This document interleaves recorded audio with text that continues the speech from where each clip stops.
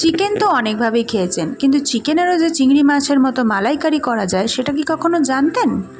তো ট্রাই করে দেখুন এই চিকেনের এই রেসিপিটা, মানে চিকেন মালাইকারি।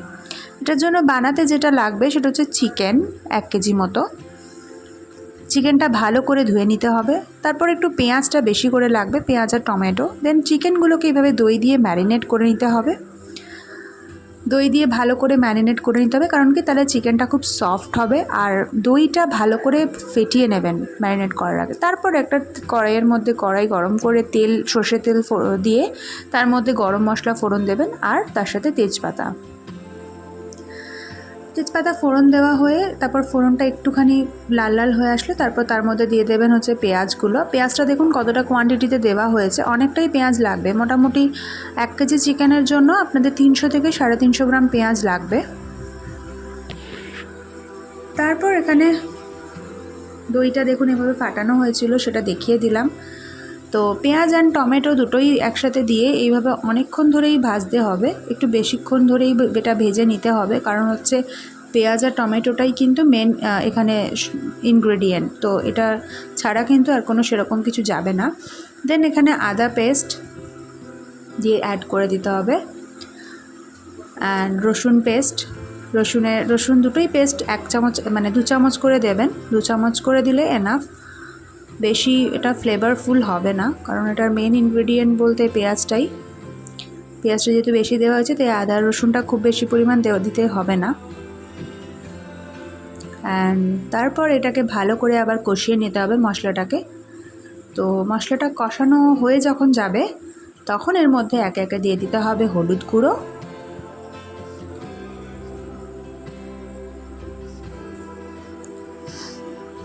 অ্যান্ড দেন তারপর দিয়ে দিতে হবে লঙ্কার গুঁড়োটা আমরা এখানে কাশ্মীরি লঙ্কার গুঁড়ো ইউজ করেছি, কারণ যেহেতু মালাইকারির স্বাদটা একটু ঝালটা কমই হয়। তো দেন তারপর মশলাটা কষিয়ে নিয়ে তারপর এখানে দিয়ে দিতে হবে টক দই, যেটা ফেটিয়ে রাখা হয়েছিল, সেটা টক দইটা আবার দিয়ে দিতে হবে। অ্যান্ড তারপর এর মধ্যে একটুখানি দিয়ে দিতে হবে জল, অল্প সামান্য একটু জল দিয়ে দিতে হবে। অ্যান্ড তারপর মশলাটা কষানো হয়ে গেলে তার মধ্যে চিকেনটা, যেটা দই দিয়ে ম্যারিনেট করা ছিল, সেটা এখানে অ্যাড করে দিতে হবে। চিকেনটা মোটামুটি 1 ঘন্টা মতো ম্যারিনেট করে রাখতে হবে, যাতে চিকেনটা পুরোপুরি, আর তারপর তার মধ্যে যে দইটা, যে মানে লাস্ট যে দইটা থাকবে, বেঁচে থাকবে, সেই দইটাও পুরো দিয়ে দিতে হবে। মানে পুরো রান্নাটাই বুঝতে পারছেন তো, মানে হবে হচ্ছে দই দিয়ে। দইয়ের যে একটা টেন্ডার ব্যাপার, সেটা চিকেনটা অ্যাবজর্ব করবে, অ্যান্ড তার ফলে চিকেনটাও হয়ে যাবে খুব soft type and creamy type একটা টেক্সচার আসবে, যেটা মালাইকারিতে আমাদের খুব, আমরা মানে মালাইকারির স্বাদটা সেভাবেই আমরা নিয়ে থাকি। তো তারপর এখানে দেখুন দই থেকে, এখানে কিন্তু জল অ্যাড করা হয়নি, এখানে দই থেকেই জল ছেড়েছে। তারপর এটাকে ঢেকে দিতে হবে। গ্যাসের ফ্লেমটা থাকবে মিডিয়াম, খুব হাই না বা খুব লো না। তো চিকেনটা এরকমভাবে ফুটবে, একটু মাঝে মাঝে একটু নেড়ে দিতে হবে চিকেনেরটা এভাবে আস্তে আস্তে করে, যাতে চিকেনগুলো ভেঙে না যায়। যেহেতু চিকেনটা কষানো হয়নি বা ভাজা হয়নি, তাই চিকেনটা খুব সফট থাকবে।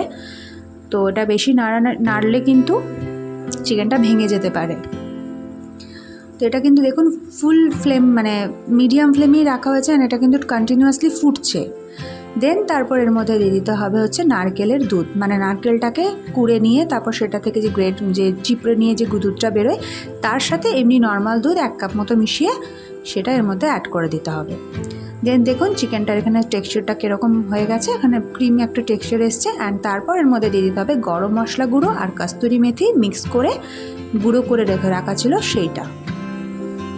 সেটা দেওয়ার পরে নাড়ানোর দরকার নেই, এরকমভাবেই কিছুক্ষণ রেখে দেবেন। আর তারপর একটুখানি পরে দিয়ে দেবেন 2 চামচ মতন ঘি। দেন ঘিটা দেওয়ার পর কিছুক্ষণ এটা রেখে দিয়ে তারপর এখানে দেখুন এইবার ঘিটা এরকমভাবে ফুটবে, নাড়ানো কিন্তু চলবে না, একদমই নাড়াবেন না।